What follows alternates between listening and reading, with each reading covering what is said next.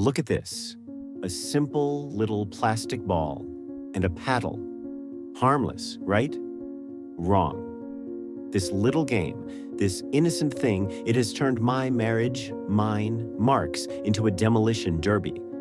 And for the past 2 years, I've watched the fastest growing sport in America, pickleball, systematically erode the connection I had with my spouse, Sarah.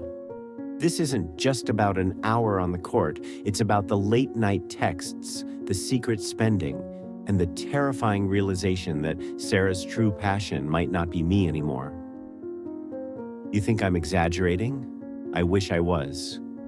We went from date nights and quiet weekends to endless DINKING and KITCHEN talk. If you or your partner have picked up a paddle, you need to watch this. This isn't just my story, it's the untold crisis brewing in suburban America.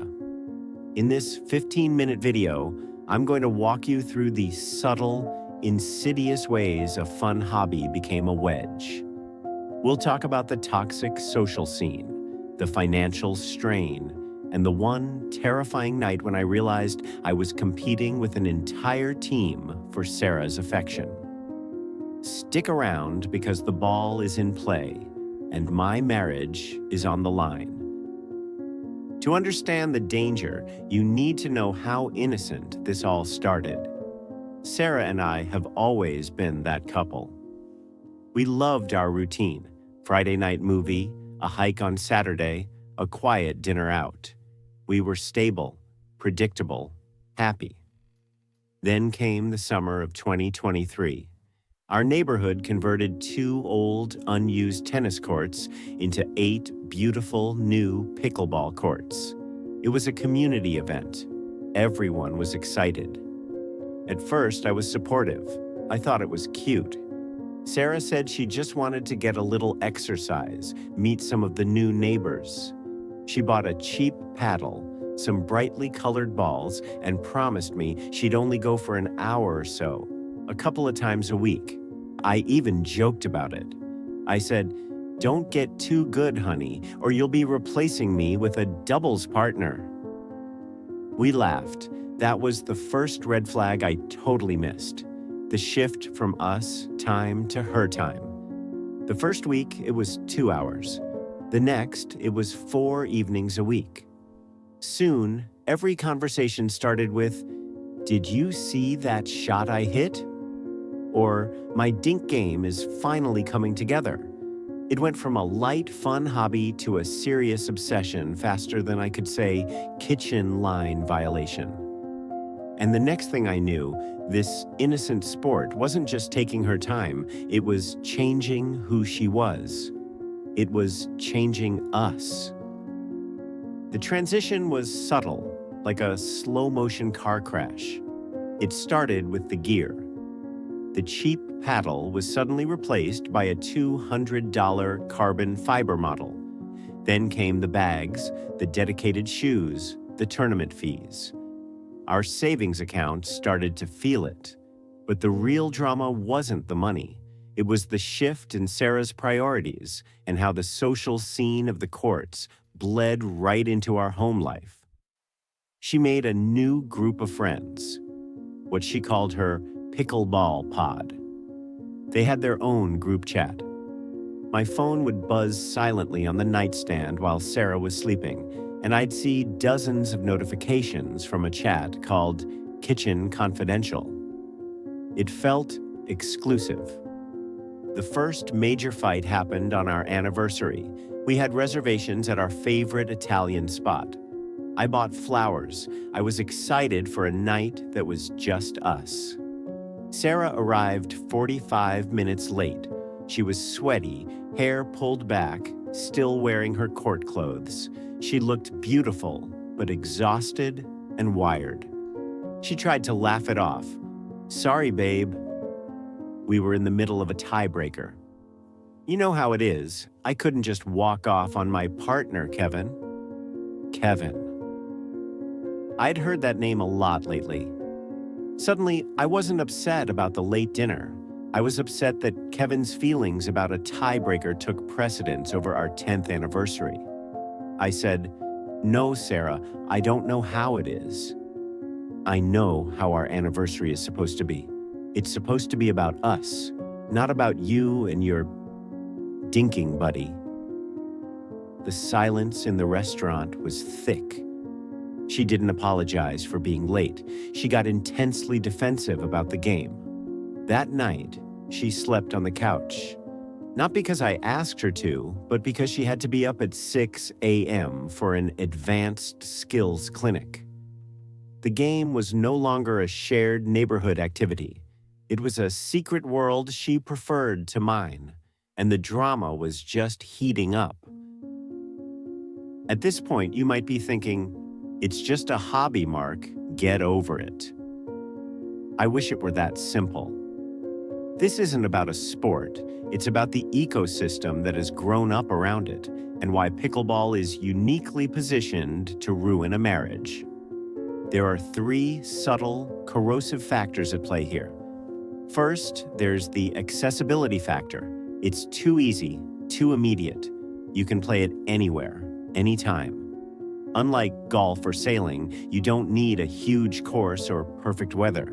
This makes the addiction inescapable. I'd be making dinner and Sarah would get a text. "Game on court, 3 and 15. Need a fourth." She was gone before the stove was off. There was no real off switch for her. It eliminated the shared downtime that keeps a relationship alive. Second, the social toxicity. Pickleball is inherently a doubles game. It forces intense, prolonged collaboration with strangers. You spend hours in the kitchen, the non-volley zone, standing shoulder to shoulder with someone you aren't married to.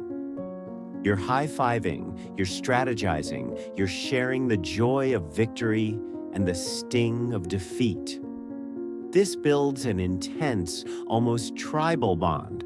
I started seeing a new level of emotional intimacy between Sarah and her partners, especially Kevin. They weren't just winning games. They were sharing a separate life, complete with inside jokes, travel plans, and worst of all, complaints about their home lives. They were an instant support system, and that support system wasn't me. And finally, the financial strain and deception. The gear, the tournaments, the exclusive coaching clinics, it all added up. But the darkest part was the lying. The lying showed me a new side of Sarah. I found a bank statement for a $500 weekend clinic in Scottsdale, hidden under a pile of mail. She had disguised it in our budget tracker as home maintenance fees. That wasn't just about money. That was about choosing to deceive the person you share a home with, all for a game. This shift, this dark side of the sport, made me feel utterly irrelevant. She wasn't just busy. She was constructing a whole new life, a whole new identity, one that had no room for me. And that is a truly terrifying feeling when you realize you've been replaced by a plastic paddle. The haunting climax came on a rainy Saturday evening, the night we used to dedicate to our movie marathon. I was cooking dinner, something Sarah used to love, hoping desperately to recapture some normal life, some us life. She came home late as usual, but this time she was silent, distant. I could feel the shift in the air when she walked through the door. I tried to talk to her. I asked about the clinic, about Kevin, about the $500 hidden on the bank statement. And that's when the dam broke. She didn't get defensive, which was her usual response. She got cold, brutally honest. She looked me dead in the eye without blinking, and she said, "Mark, I'm happier on the court than I am at home." That line, that one honest, brutal sentence, didn't feel like a disagreement about a hobby. It felt like a verdict on our entire life together. The foundation had cracked. But the most terrifying moment came later, around 11 p.m. I was lying in bed, staring at the ceiling, feeling completely numb, trying to process the wreckage. Sarah was restless. She got up quietly, went to the dresser, and pulled out her favorite carbon fiber paddle, the expensive one. She didn't leave the room. She just stood by the window, the streetlights casting a pale glow on her face. She silently gripped that paddle, running her thumb over the grip tape again and again. She was looking out at the rain-slicked street, not at me, not at our life. She was looking for the courts. And in that profound, awful silence, I realized the paddle wasn't just equipment. It was a security blanket. It was a connection to her new preferred life. She was physically in our bedroom, but her mind, her soul, was already out on the brightly lit court with her pod.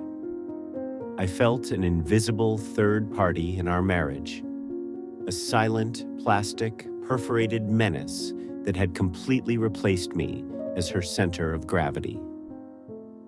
That feeling of competing against an inanimate object and losing your partner to it is a haunting feeling I will never forget.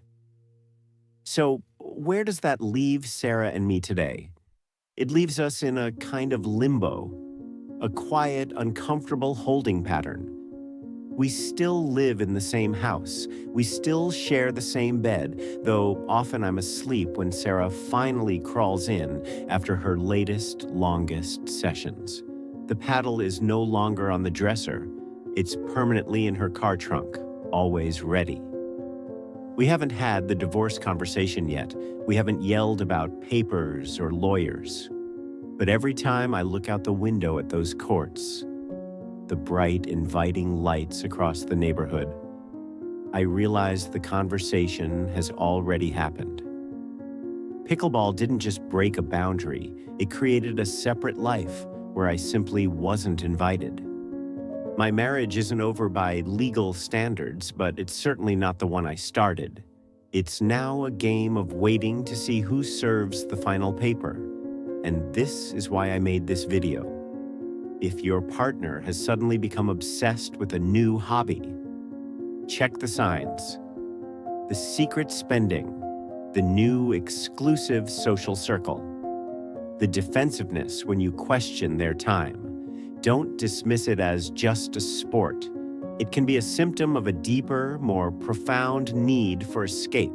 It can become a replacement for connection. I want to know, has pickleball or any other sudden hobby ever put a wedge between you and your partner? Please share your stories in the comments below. Tell me what your pickleball is. Do you think this intense hobby culture is a genuine threat to modern relationships? Let's talk about it. Don't forget to like this video if you found this analysis relatable, and subscribe to my channel for more honest, deep dives into modern life and relationships. We have to face these problems together. Thank you for watching. I'll see you in the comments.